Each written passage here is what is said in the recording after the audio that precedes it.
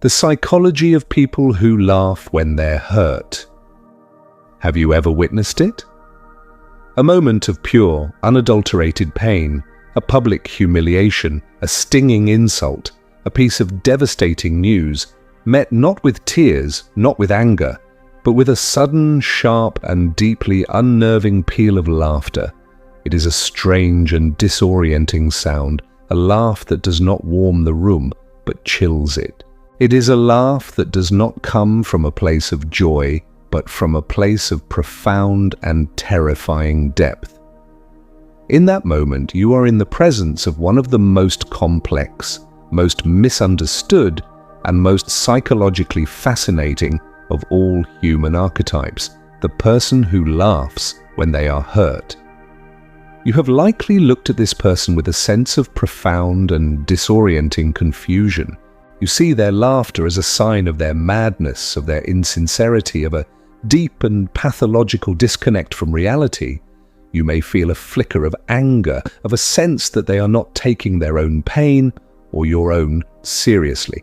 You see their smile and you diagnose it with the easy, pre-packaged labels our culture provides. They're just being cynical. They're in denial. They're a sociopath. You, a citizen of a world that has taught you that there is a correct and healthy way to express every emotion, cannot comprehend their strange and heretical performance. But what if you are wrong? What if their laughter is not an absence of feeling, but a presence of something far more complex? What if their smile is not a sign of their disconnect from reality, but of a terrifyingly intimate and profound connection to it? What if they are not the ones who are in denial, but are, in fact, the only ones who are truly seeing the great, tragic, and ultimately absurd joke of the human condition? The brutal and uncomfortable truth is that the person who laughs when they are hurt is not always a madman or a monster. Sometimes they are a warrior. Sometimes they are a philosopher. Sometimes they are a survivor of a pain so profound that the only sane and rational response left to them is the sound of their own, terrible and ultimately liberating laughter. The primal armor, laughter as a shield against annihilation. To understand the psychology of the person who laughs in the face of pain, we must first understand that this is not a monolithic category. This is a vast and complex landscape of the human soul, and it is populated by many different kinds of inhabitants.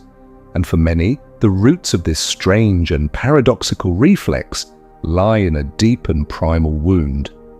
This is the person who grew up in an environment where the expression of pain was not just unhelpful, it was dangerous. They are the child of the narcissistic parent for whom the child's pain was an inconvenient and narcissistic injury. They are the child of the volatile and abusive parent for whom a cry of pain was an invitation for more violence. They are the child of the emotionally barren and neglectful parent for whom a display of vulnerability was met with a terrifying and annihilating indifference. For this child, the natural, instinctual responses to pain, crying, seeking comfort, expressing vulnerability, were not just ineffective, they were a strategic liability. They learned, with the uncanny perception of a creature whose survival is on the line, that their pain was a problem, a weakness, a thing to be hidden at all costs. And in the desperate creative laboratory of their own young psyche, they stumbled upon a strange and brilliant piece of psychological alchemy. They learned to laugh. Their laughter in this context is not an expression of joy. It is a form of armor. It is a sophisticated and highly effective defense mechanism, a shield that is forged in the fires of a profound and terrifying trauma. It serves a series of crucial and often unconscious survival functions. First, it is a form of deflection. The sound of laughter is so unexpected, so disorienting in a moment of pain, that it throws the attacker, the abuser, the indifferent world off balance. It is a psychological judo move. It takes the energy of the attack and it redirects it, creating a moment of confusion, a pocket of space in which the child can retreat and regroup. Second, it is a form of control. The child who cries is a victim. They are helpless. They are at the mercy of the world. But the child who laughs, who can stand in the face of their own pain and smile, is performing an act of profound and terrifying power. They are refusing to be the victim. They are seizing control of the narrative. They are, in a very real sense, saying to their tormentor, "You cannot hurt me. I am beyond your power." This is not a statement of fact. It is a declaration of will, a desperate and heroic attempt to create a small, sovereign space of psychological invulnerability in a world that is trying to crush them. Finally, and most poignantly, it is a form of self-soothing. Laughter, even when it is forced, releases endorphins, the body's natural painkillers. In an environment where there is no external source of comfort, the child learns to become their own physician. Their laughter is a form of self-medication, a way of generating a small, internal dose of anesthetic to get them through an unbearable moment. It is a testament to the profound and almost unbelievable resilience of the human psyche, its ability to find a way to survive even in the most barren and hostile of emotional landscapes. The Nietzschean Overman. Laughter as the ultimate affirmation of life.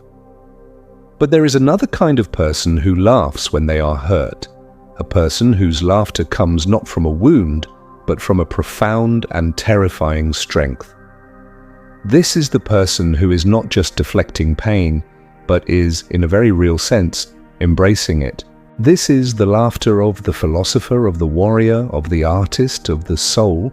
This is the laughter of the person who has looked into the abyss of the human condition and has not just survived the vision, but has found in it a source of profound and terrible joy. This is the laughter of the person who the great philosopher Friedrich Nietzsche would call the Übermensch, the overman.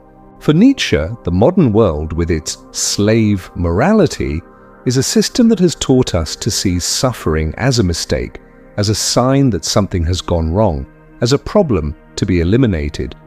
We have become a culture that is pathologically obsessed with the pursuit of comfort, of safety, of a shallow and untroubled happiness.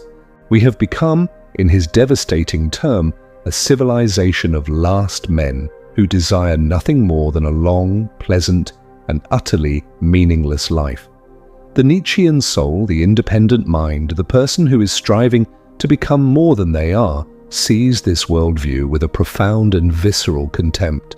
They understand a deeper and more ancient truth that suffering is not an obstacle to a great life. It is the very prerequisite for it. It is the resistance that builds the muscle of the soul.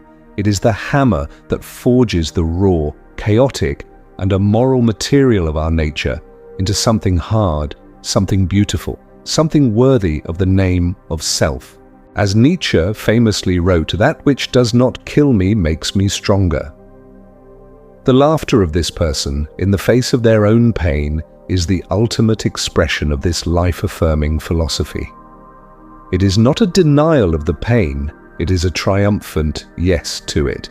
It is the laughter of the warrior who feels the enemy's blade in their side and laughs at the beautiful, terrible, and glorious intensity of the battle. It is the laughter of the creator who looks at their own tormented and chaotic soul and sees not a problem to be solved, but the raw, magnificent material for a great work of art. This is the practice of amor fati, the love of one's fate. It is the ability to look at all of existence, the good and the bad, the joy and the pain, the triumph and the tragedy, and to not just accept it, but to will it, to love it, to want it to be exactly as it is for all eternity. The person who can do this, the person who can stand in the heart of their own suffering and laugh, has achieved a form of freedom that is almost incomprehensible to the modern mind. They have not just overcome their pain, they have transfigured it. They have turned the greatest and most terrible of all human liabilities into the ultimate and most powerful of all human assets. They are no longer a victim of life, they are its co-creator. The Jungian alchemist, laughter as the sound of the transcendent function. Between the wounded survivor and the Nietzschean overman lies a third, and perhaps the most psychologically profound type, of the person who laughs when they are hurt. The person who is engaged in the deep, alchemical work of their own individuation, the term the great psychologist Carl Jung used for the journey of becoming a whole and integrated self. For Jung, the psyche is not a unitary thing. It is a dynamic and often warring collection of opposites. The conscious and the unconscious, the persona and the shadow, the masculine and the feminine. The state of neurosis, the state of suffering, is the state of being identified with one side of these opposites and being at war with the other. The path to wholeness is the difficult and often painful work of holding the tension between these opposites, of creating a space in which they can enter into a dialogue, a dance, a sacred and creative collision. And it is in the heart of this collision, in the moment when two opposing psychic forces are held in a state of maximum tension, that a third and miraculous thing can be born. Jung called this the transcendent function. It is the birth of a new symbol, a new attitude, a new level of consciousness that is not a compromise between the two opposites, but a creative and unexpected synthesis of them. It is the moment when the psyche, in its infinite and mysterious wisdom, creates a third thing that resolves the conflict by transcending it. And the sound of this transcendent function, the sound of this alchemical birth, is often the sound of laughter. It is a laughter that is born of a sudden and often shocking shift in perspective. It is the laughter of the person who has been wrestling with a seemingly impossible problem, a terrible and agonizing conflict, and who suddenly, in a flash of insight, sees the whole thing from a new and higher vantage point. It is the laughter of realizing that the terrifying monster you have been fighting your whole life is in fact your own disowned and ridiculous shadow.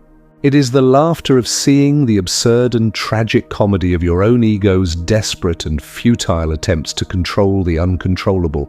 It is the laughter of the Zen monk who, after years of agonizing struggle, finally achieves enlightenment and laughs at the beautiful, simple, and utterly obvious truth that was there all along.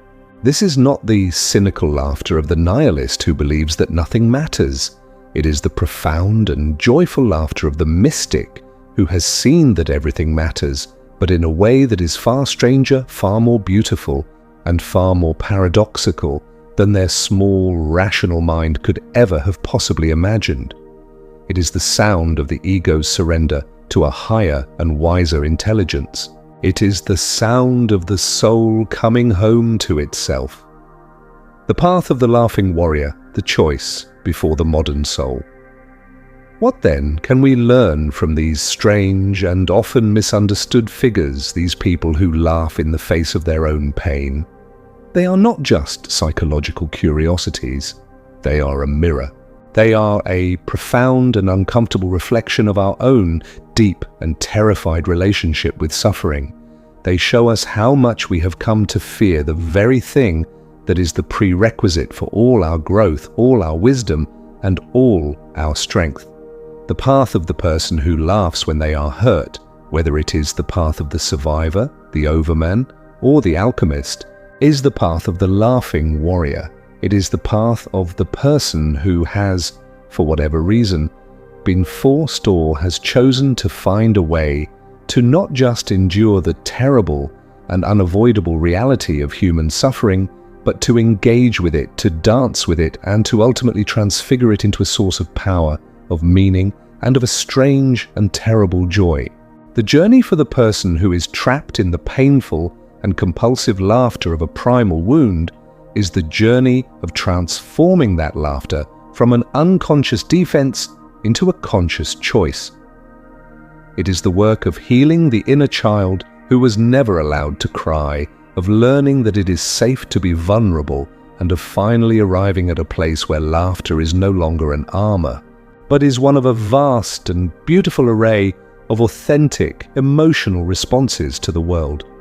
And the journey for the rest of us, for the ones who have been taught to meet our pain with fear, with denial, with a desperate and frantic attempt to make it go away, is to have the immense courage to ask ourselves what we are so afraid of. What great and terrible treasures are we leaving undiscovered in the dark and unexplored caves of our own suffering? What profound and life-altering strength are we refusing to claim simply because it is on the other side of a pain we are not willing to feel? The person who laughs when they are hurt has given us a great and terrible gift. They have shown us the possibility of a different kind of freedom, a freedom that is not found in the futile attempt to create a life without pain, but in the courageous and alchemical art of finding the meaning, the power, and even the joy in the heart of the pain itself. They have shown us that the ultimate form of resilience is not to build a fortress against the suffering of the world, but to build a soul that is so strong, so deep, and so whole that it can stand in the heart of the fire and laugh, not because it does not feel the heat, but because it knows that it is the fire